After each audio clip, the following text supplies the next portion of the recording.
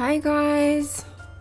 I know you've been wanting a Daiso video, so when I went to California this summer, I decided to go shopping at Daiso Japan, not just to film, but also to spend a small fortune, and it did not disappoint. So I'd been living in Korea for the past 4 years, and Daiso in Korea is different from Daiso Japan. They carry almost a completely different line of products. And so I had not seen some of these things before. There were so many cute character items. A lot of Sumiko Gurashi, Rilakkuma, and also Sanrio stuff. I also found these Tokidoki blind boxes, which were about $5.25 each, or maybe $5.75. And they had Rilakkuma masks. They just had so many cute things for back to school. And unfortunately, where I live in the US, we don't have a Daiso. And maybe that's a good thing, because I spent so much here that they had to do 2 transactions because they couldn't accept a transaction for like over, I don't know how much it was. I think it was $75 US. And so I spent like over that limit, so they had to do 2 transactions for me to purchase the items. Why don't you pick up that car? Oh, I like this one. Jinbei-san. A little bit. Oh, I like this one. I have to get this one. Look! That's so cutie. A pink one! Oh, these are Tokidoki. Wait, Tokidoki fell over here. Sumiko Gurashi. So Jinbei-san is this whale shark, which is a Sound X character that I really like. And it's hard to find outside of Japan. Sometimes I look for Jinbei-san merch online, and I can only find it at like Blippo Kawaii for a ridiculously expensive price. So I was so excited to see that here. Also, Tokidoki. Wow, I think Tokidoki for me is one of those brands that just everything is so pricey, so I end up not really buying that much. So it's kind of exciting to see all these Tokidoki items here at Daiso prices. And so in Japan it's 100 yen. You can see the markings on everything, and that's equivalent to about $1 US. The exchange rate I heard is really good now, so it's probably more like 75 cents. But here everything is double the price, so it was like over $2 for each item, which is still actually a really good price. So I was just going nuts here. My kids were trying to hold me back, but you know what? We don't have Daiso where I live, so I had to take advantage. And I feel like this store that I went to, it's in Irvine, and it was a really big Daiso, so it's very comparable to Japan, except for the prices. But you know what? That's okay. One place that I always love checking out at Daiso, or I used to always love checking out, was the craft section. This time when I went, I saw they had a really nice selection of origami paper, and that was really fun because my kids are really into that right now, or they were this summer.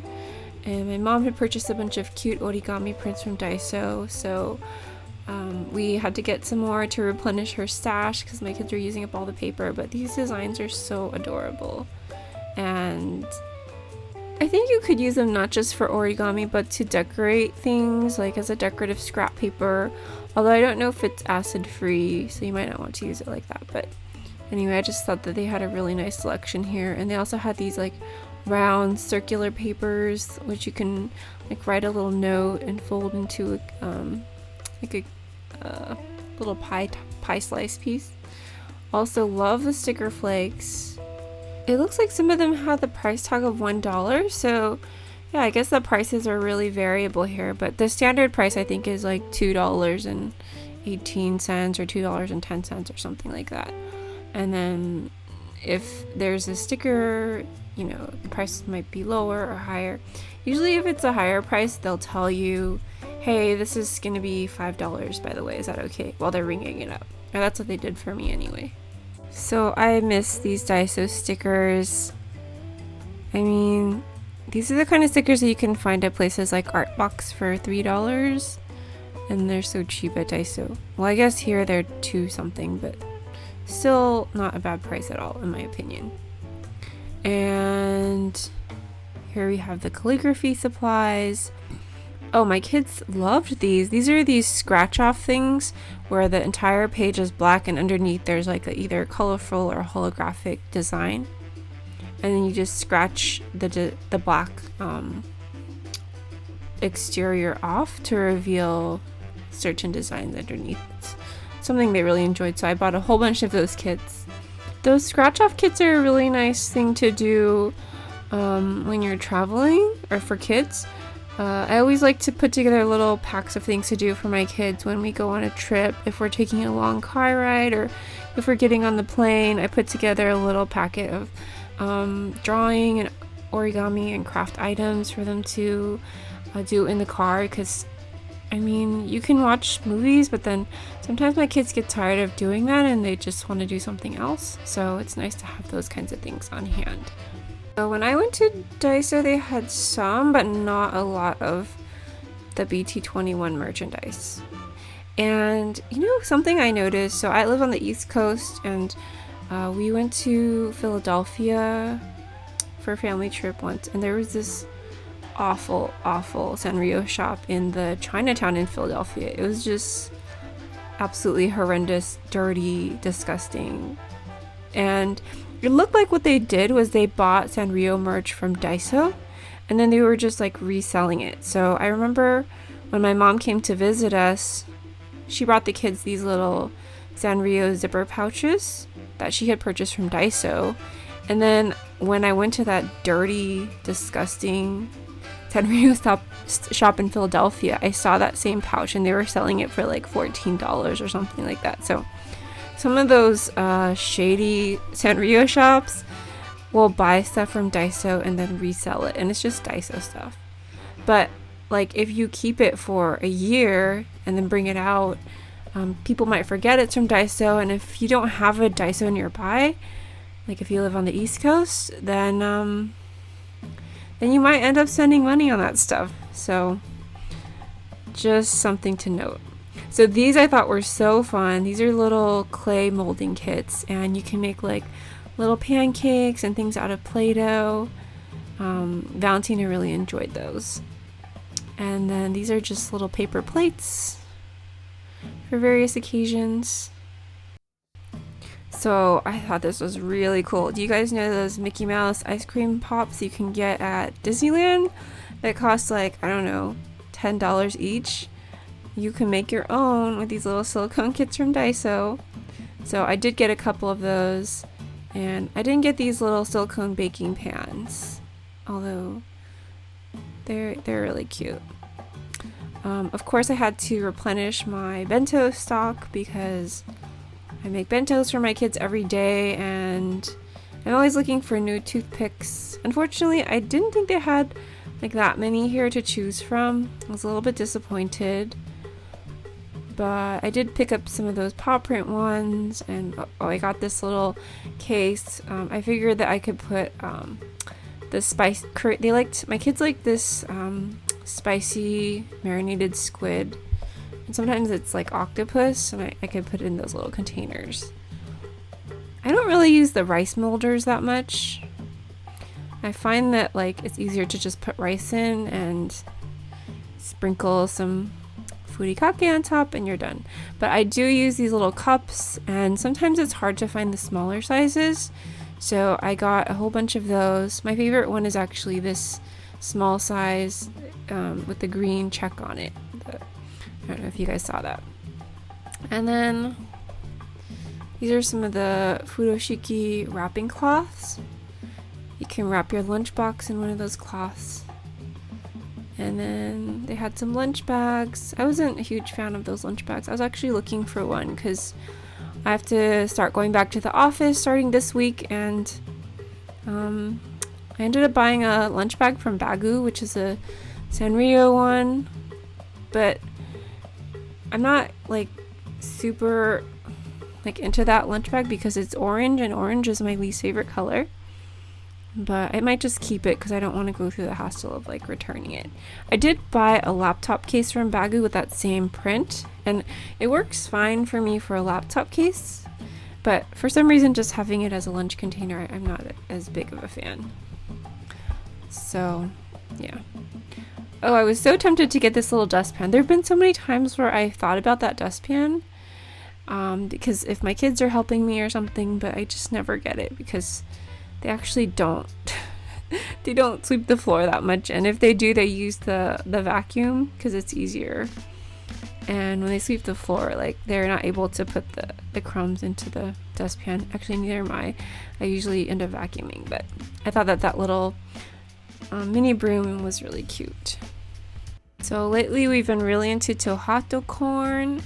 They had a lot of good snacks here, and lately I've been buying a lot of my snacks from Seiwi, and they have pretty good prices actually. I think when I compare it to like the Korean market, it's a little bit cheaper, but the Daiso here had really good prices. I found that overall Asian food is cheaper on the West Coast, just a little bit cheaper, and like that applies to everything. I mean, I bought these salmon roe ikura, which are like these large orange fish eggs that pop in your mouth, and I think I had a box for about maybe $12 to $15, but then on the East Coast that would cost me like $25 to $30, so it's just basically double the price.